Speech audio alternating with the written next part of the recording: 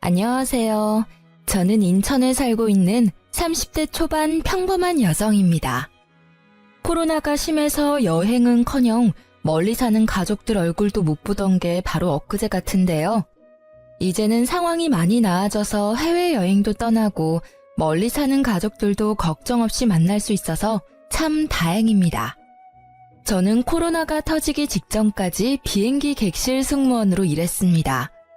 스튜어디스 일은 코로나 바이러스 때문에 그만둔 게 아니라 그 즈음에 제 건강이 많이 안 좋아져서 퇴사했었어요. 제가 퇴사하고 나니 급작스레 돌연변이 바이러스가 생겼다길래 저도 깜짝 놀랐습니다. 그 이후로 같이 일하던 동료들은 비행을 쉬는 날이 더 많아지고 순환 근무를 하다 보니 다들 저 따라 퇴사를 많이 하더라고요.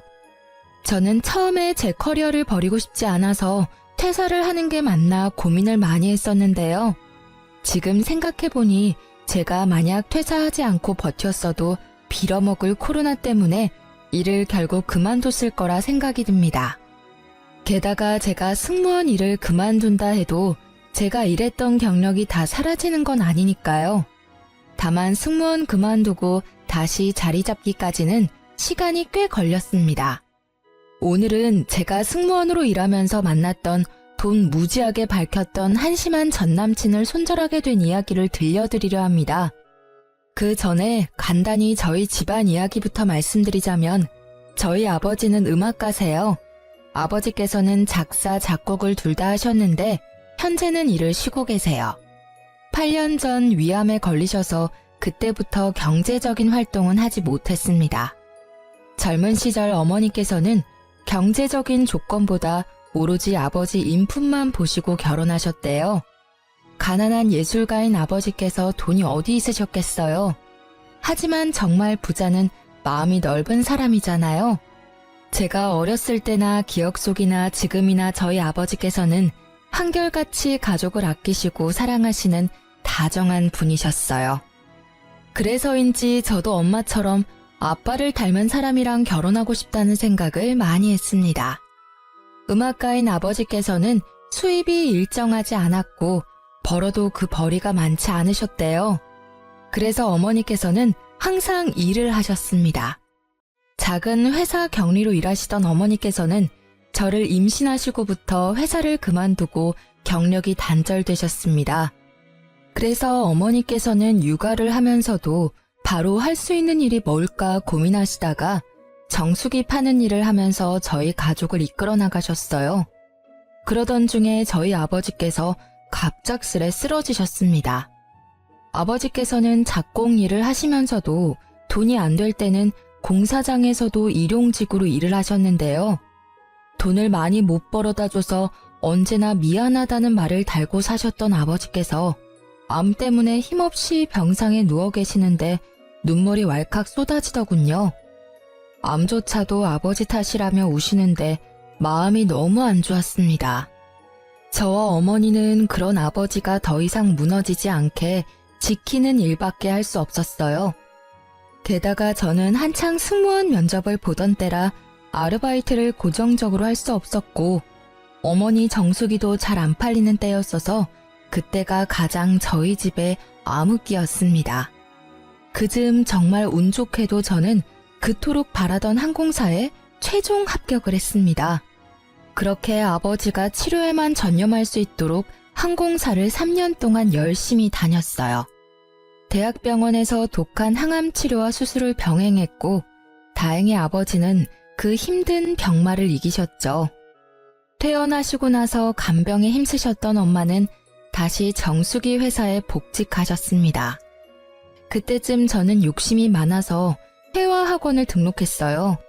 외국인분들과 소통을 할 수 있는 정도였지만 조금 더 유창하게 잘하고 싶었거든요.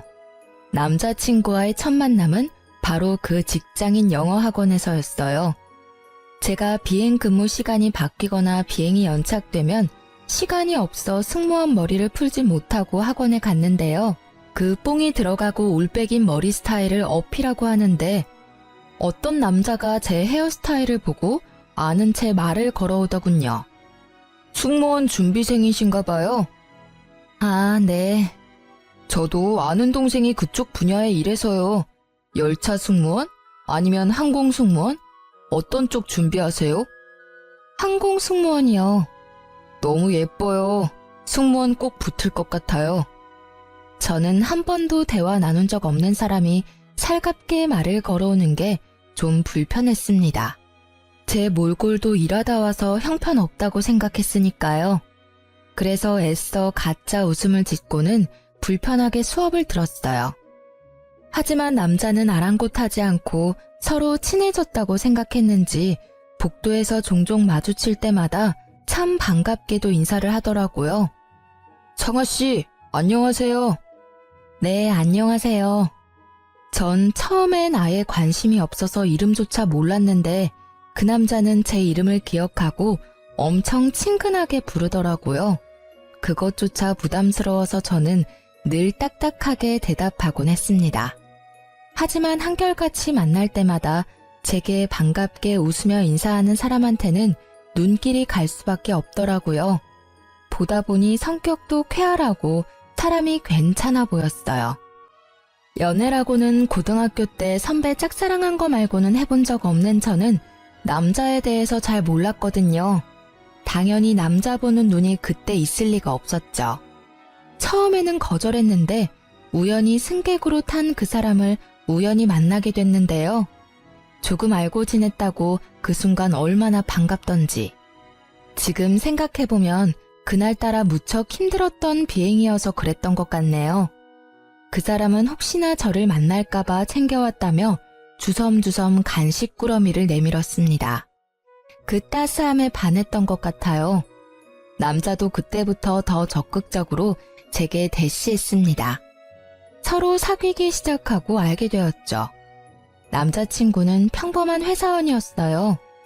역시나 제가 처음 봤던 첫인상 그대로 사람 참 좋아하고 대인관계 원만하고 잘 웃고 쾌활하고 뭐 그런 사람이었어요.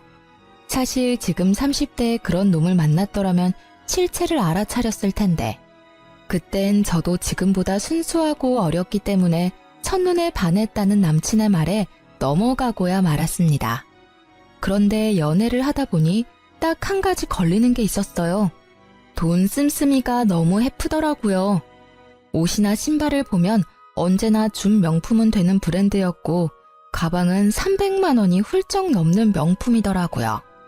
여자인 저보다 가방을 자주 받거든 남친을 보고 처음엔 신기했습니다. 관심 분야가 다르다지만 똑같이 월급 300만 원 받으면서 매달 새로운 아이템 샀다고 자랑하는 남친에게 저도 모르게 잔소리를 하고 있더라고요.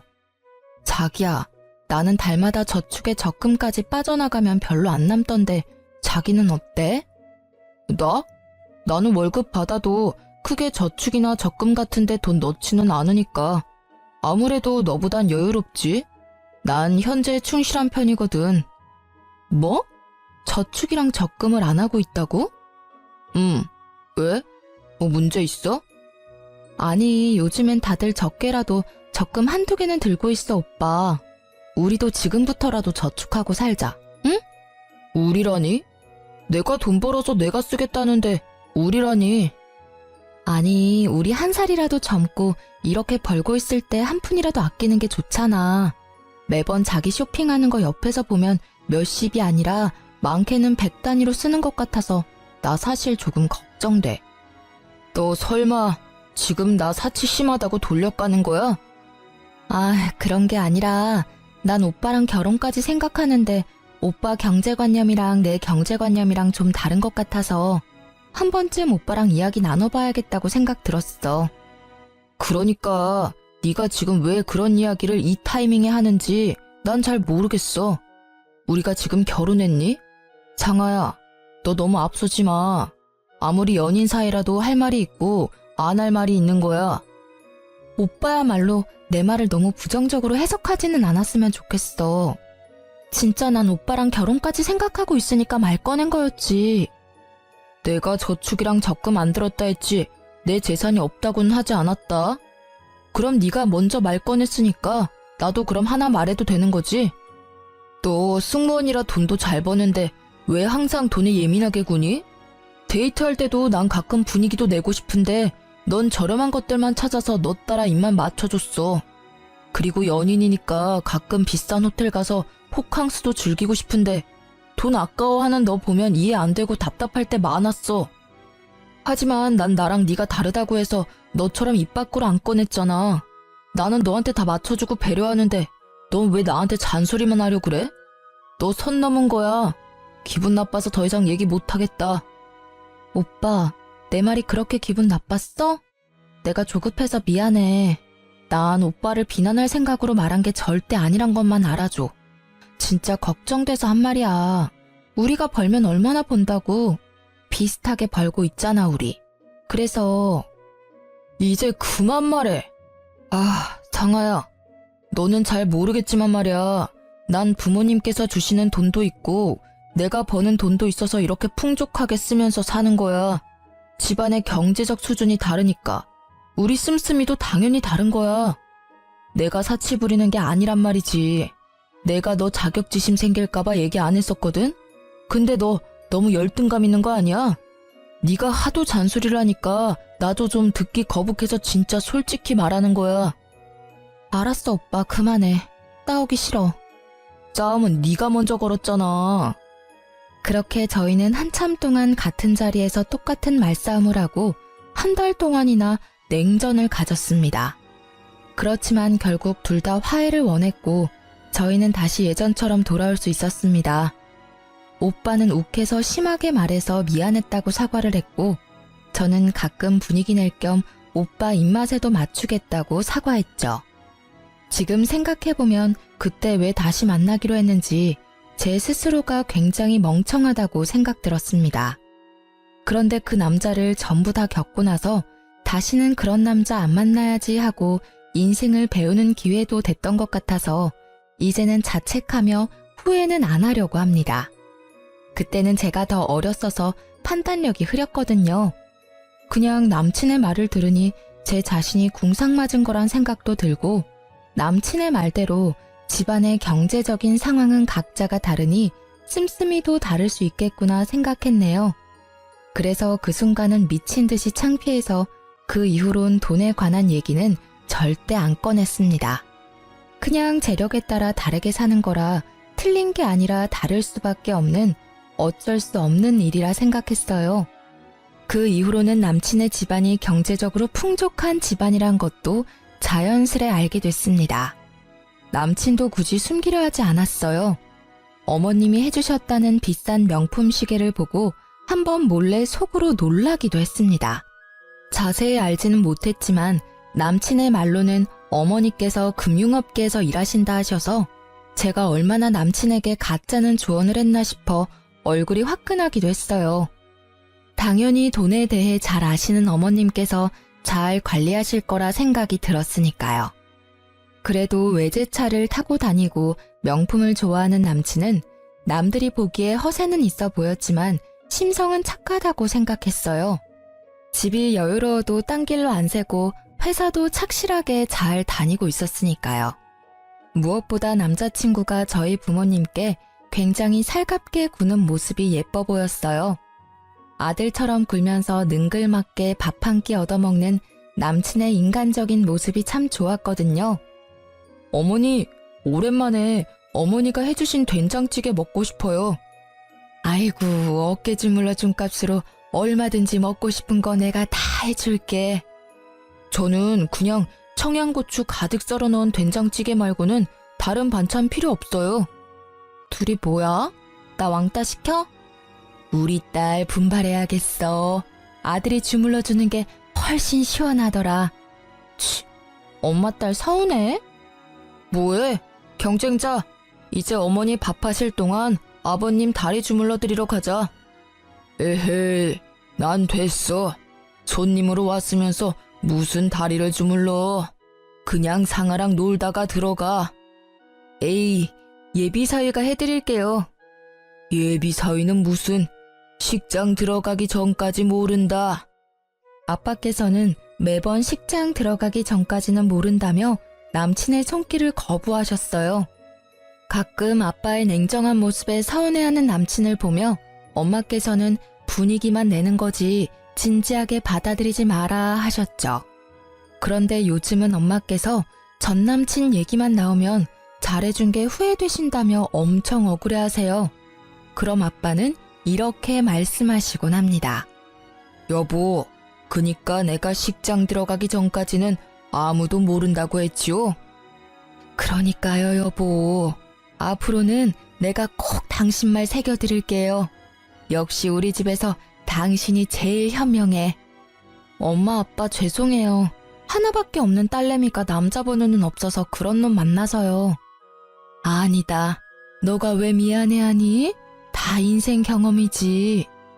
그럼 그런 남자를 만나봐야 이상한 놈 거르고 좋은 놈 만나지.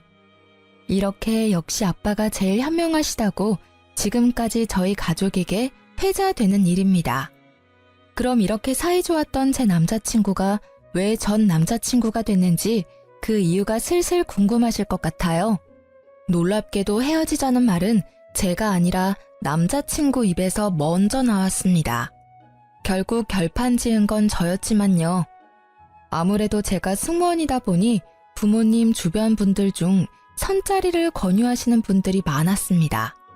선자리 거절하는 것도 행복한 고민이시라며 엄마께서는 자연스레 남친과 결혼은 언제쯤 할 거냐고 여쭤보셨습니다.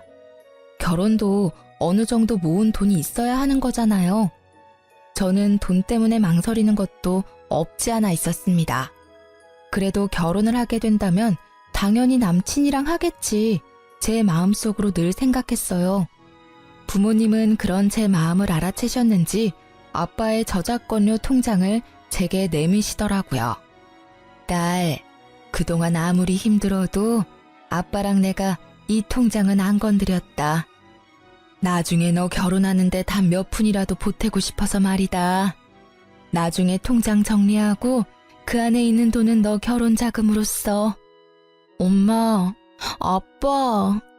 부모님의 응원에 저는 용기를 내서 남친에게 결혼에 대해 물어봤습니다. 오빠, 우리 결혼 말이야. 당장 구체적으로 계획을 세우는 건 아니더라도 대충이라도 그려놔야 하지 않나? 결혼? 그런데 생각보다 남친의 반응이 뜨뜨미지근하더군요. 그날은 그렇게 결혼에 대해 제대로 이야기도 못 해보고 대화가 흐지부지 흘러갔습니다. 게다가 집에 돌아와 생각해보니 남친과 2년가량 만났는데 저는 남자친구 집에 한 번도 놀러 간 적이 없더라고요.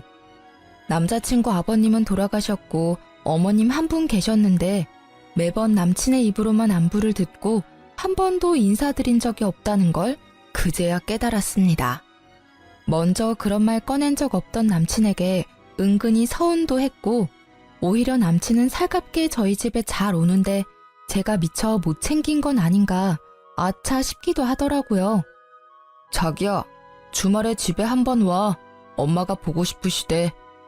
진짜? 우리도 이제 혼기 꽉 찼으니까. 연애만 하다가 헤어지는 커플들 많이 봤으니까 저도 남친과 그런 사이가 될까봐 좀 걱정스러웠는데 저 혼자만 헛물켠 게 아니라 생각하니 너무 행복했습니다. 저는 과일 바구니를 들고 남친 집을 찾아갔습니다. 그런데 마중 나온 남친의 얼굴이 어둡더라고요.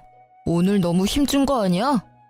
어머님께 잘 보이고 싶은 마음에 그런데 이렇게 중요한 날 묘하게 웃지도 않고 기분이 안 좋아 보이는 남친이었어요. 남친의 집에 도착하니 생각했던 것과는 달라 속으로는 당황스럽기는 했습니다. 남친의 본가는 조금 허름하고 많이 낡은 주택이었습니다. 그동안 남친이 본인의 씀씀이를 합리화시켰던 부유함과는 거리가 멀어 보였어요. 저는 그 점이 싫은 게 아니라 남친이 해왔던 말과는 전부 다르니 속으로는 좀 황당했습니다. 제가 뭐라고 말을 꺼내지도 않았는데 남친이 한마디 하더군요. 여기도 곧 재개발 될 거야. 그래서 아직까지 안 팔고 엄마께서 두시는 거야. 아, 그래? 저는 그냥 그렇구나. 내가 또 뭘 몰랐구나 싶었어요. 요즘 부동산 투자한다고 사서는 그곳에 실거주 하시는 분들도 많으니까요. 어쨌든 남친의 말과는 조금 다른 풍경의 집이었지만 저는 아무런 내색하지 않았습니다. 그런데 제가 밝게 웃으며 남친의 엄마에게 인사드리니 돌아오는 건 시큰둥한 반응뿐이었어요. 안녕하세요, 어머님. 얼굴이 반반한 게 다가 아니야. 네? 너 승무원이라고? 거기서 언제까지 일할 수 있는데? 가족이면 항공권은 공짜로 받을 수 있나? 난 죽어라 이래서 한평생 내 아들 먹여 살렸다. 너도 설마 결혼한다고 일 그만둘 생각은 아니지? 난 살림도 바깥일도 다 할 수 있는 완벽한 며느리를 원한다. 초대받은 줄 알았는데 오히려 공격적으로 쏘아붙이는 남친 어머님 때문에 할 말을 잃을 정도로 적잖이 당황했습니다. 아, 좀! 엄마, 우리 방금 왔잖아. 앉으라고 말부터 안 하군. 상아야, 여기 앉아. 남친도 그 상황이 짜증나는지 잔뜩 예민해 보였어요. 알아서 앉으면 되는 거지. 뭘 앉으라고 말해야 앉아? 아, 죄송합니다. 실례하겠습니다. 집에 어른들은 뭐 하시니? 에휴, 없는 집끼리 만나면 무슨 미래가 창창하겠어. 너도 참 너 좋다는 넉넉한 집 딸들 두고 왜 이런 애를? 사람 앞에 앉혀두고 무안하게 만드는 남친 엄마 때문에 정말이지 도망가고 싶더라고요. 아, 네. 저희 엄마는 정수기 회사에서 일하시고요. 아버지께서는 음악가세요. 아버지는 몸이 안 좋으셔서 현재는 쉬고 계십니다. 뭐? 엄마가 정수기? 아유, 게다가 아빠는 뭐? 아니, 결혼해서도 부양해야 하는 거 아니야? 참 곤란하다. 넌 어디 아픈 데 없냐? 건강한 거 맞아?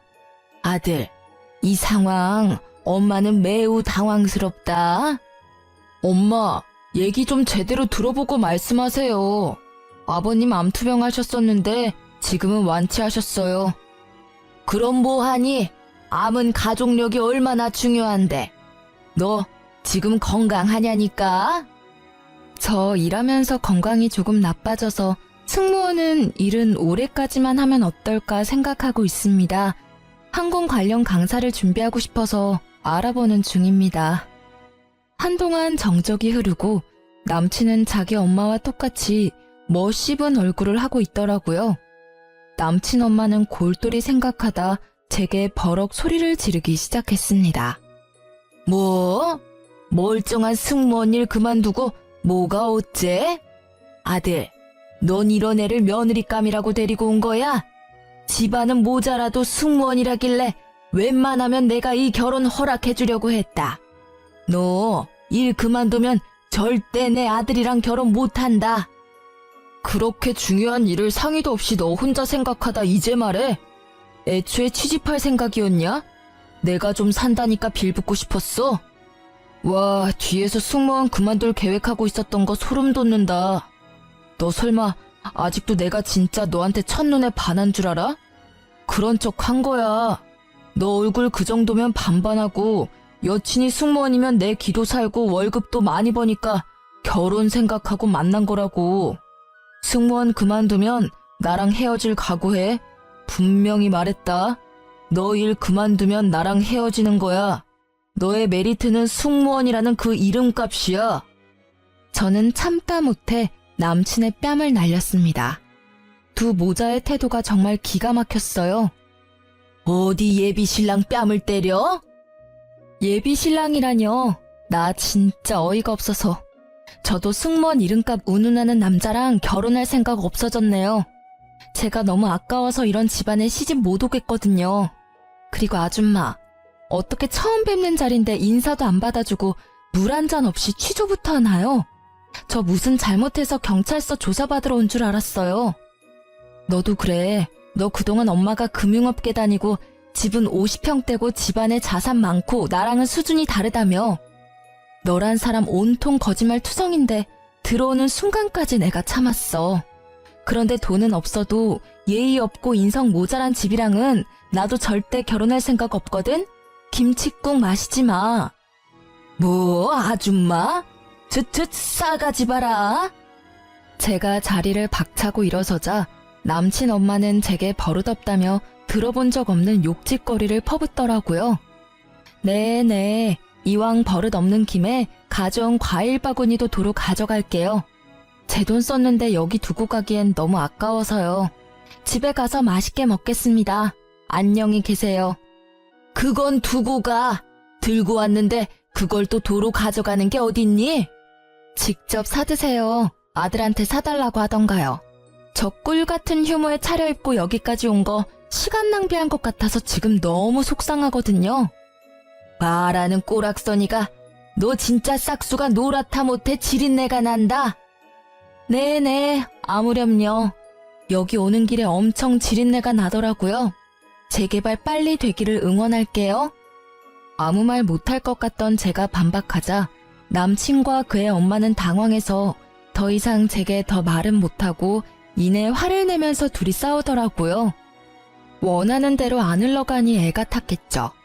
제가 뭐가 아쉬워서 그런 대접을 받으며 그 만남을 이어가겠어요. 저는 혼란스러운 틈을 타 얼른 집으로 돌아갔습니다. 역시나 남친은 본인이 아쉬운지 그날 이후로 절 붙잡으려 연락이 계속 왔습니다.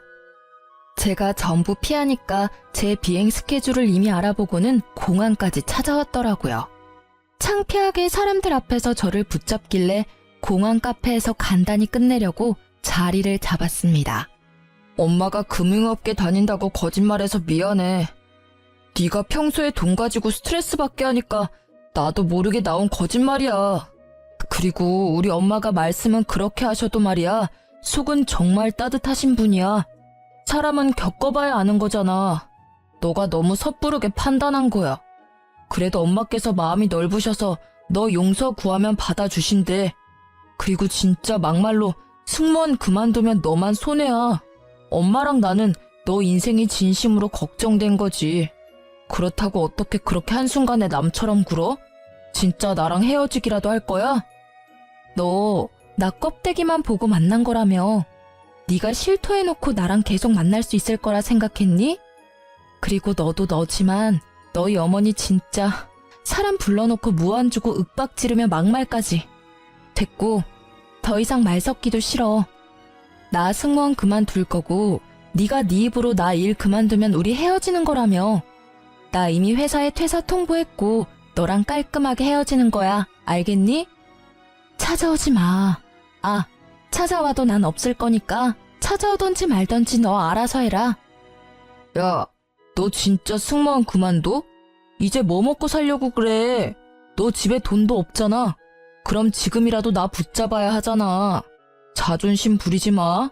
내가 특별히 하자 있는 너네 집안 눈 감아 줄 테니까 너도 자존심 그만 부리고 나한테 와. 그 정도 했으면 됐잖아? 너 미쳤니? 지금 나보고 뭐? 하자? 맞잖아. 너네 아빠 완치하셨다지만 또 언제 어떻게 될지 모르는 거잖아. 막말로 암은 또 재발할 수도 있고.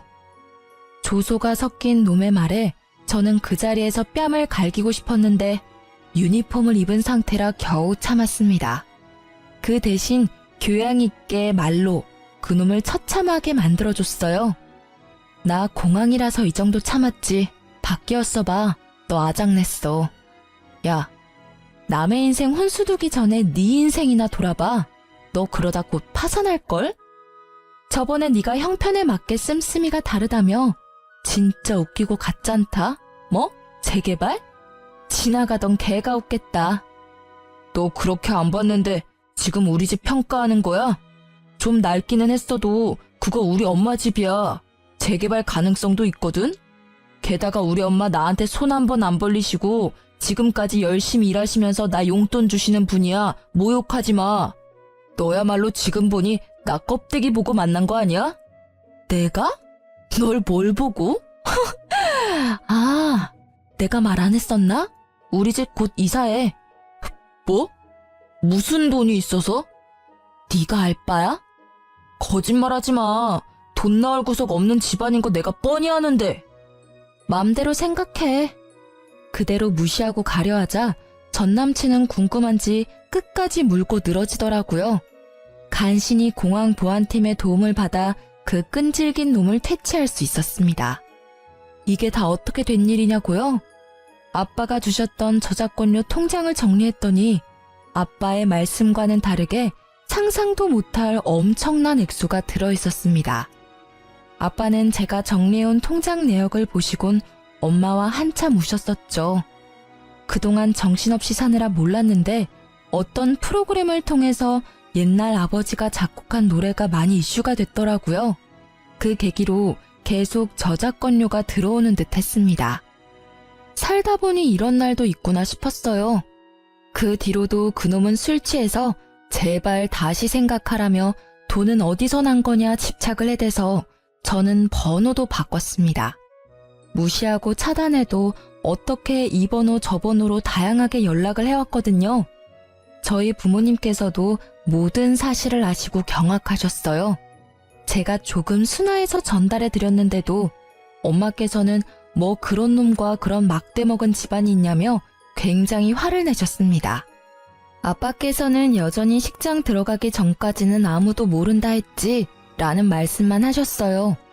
그렇게 시간이 또 흐르고 저희 가족은 새 아파트로 이사를 앞두고 있을 때였어요. 부모님께서는 아파트를 제 명의로 계약하라고 하셨습니다. 어차피 제게 물려줄 거 일찍 물려주시겠다고요. 제가 나중에 결혼하면 두 분은 물 좋고 공기 좋은 고향 땅에서 살고 싶다 하셨죠. 그런데 결혼은 고사하고 그 미친놈 때문에 연애든 결혼이든 다 질려버렸거든요. 평생 이렇게 부모님과 살면 좋겠다 생각하고 집을 고른 건 부모님께 지금도 비밀입니다. 아파트 잔금 다 치를 겸 부동산 이모랑 마지막으로 한 번 더 집을 보러 갔을 때의 일인데요. 아파트 부동산 앞에서 어떤 젊은 남자가 엄청 요란하게 통화하고 있었어요.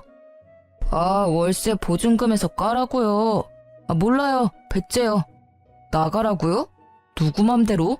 참나, 고작 3개월밖에 안 밀렸는데 정없게 이러시면 안 되죠.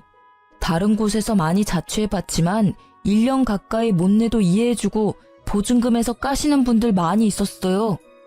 말도 안 되는 말을 늘어놓는 걸 보고 부동산 이모께서는 한숨을 쉬시며 저런 분들이 간혹 있다고 하셨어요. 저는 그렇구나 하며 힐끔 봤는데 전 남친이라 깜짝 놀랐습니다. 그거 참 더럽고 질긴 인연이다 싶어서 얼굴을 가린 채 사무실 안으로 들어갔죠. 아파트와 오피스텔이 같이 있는 곳이었는데 부동산 이모께 들으니 그 오피스텔이 신축이라 보증금도 높고 월세에 관리비까지 100만 원이 넘는 돈이었어요. 비싼 오피스텔에 덜컥 입주해서 월세 못 내서 저런 사람 많다며 골치 아프다고 하셨죠. 그동안 그렇게 사치 부리더니 돈에 허덕이는 꼴까지 보니 아주 우스웠습니다. 그런데 통화가 다 끝나고 부동산 안으로 전 남친이 들어오는 바람에 저를 발견하고 말았습니다. 조금 있으면 담당자 올 거니까 조금만 기다리세요. 저는 나가봐야 해서요. 예. 볼일 보고 오세요. 아니, 그런데 저는 사모님인 줄 알았는데 아직 미혼이라셔서 깜짝 놀랐어요. 혼자 힘으로 아파트 대출 안 끼고 사는 젊은 분들이 많지는 않으니까요. 어떤 일 하시는지 실례지만 살짝 여쭤봐도 될까요? 저요? 승무원으로 일하다가 지금은 퇴사하고 프리랜서 강사로 예비 승무원 교육하고 있어요. 어머, 어쩐지 얼굴도 너무 예쁘시더라. 근데 승무원이 연봉 높은 건 알았는데 그렇게 많이 줘요? 아니, 저희 딸도 고등학생인데 승무원 지망생이거든요. 다음에 좀 상담받으러 가도 될까요? 물론이죠. 제 명함 드릴게요. 승무원으로 일할 때 연봉은 높긴 했는데요. 여기 아파트 계약한 건 제 돈 아니에요. 저는 저축한 돈 따로 있고 아파트는 부모님께서 주신 돈으로 사는 거예요. 아파트 한 채 정도는 외동딸인 저한테 주고 싶다 하셔서요. 아버지께서 음악가이신데 저작권료가 좀 쏠쏠해요. 어머, 진짜 복 받으셨네. 나 일단 다른 분 잠깐만 안내하고 돌아올 테니까 여기서 편하게 쉬고 있어요. 한 5분이면 될 것 같네요.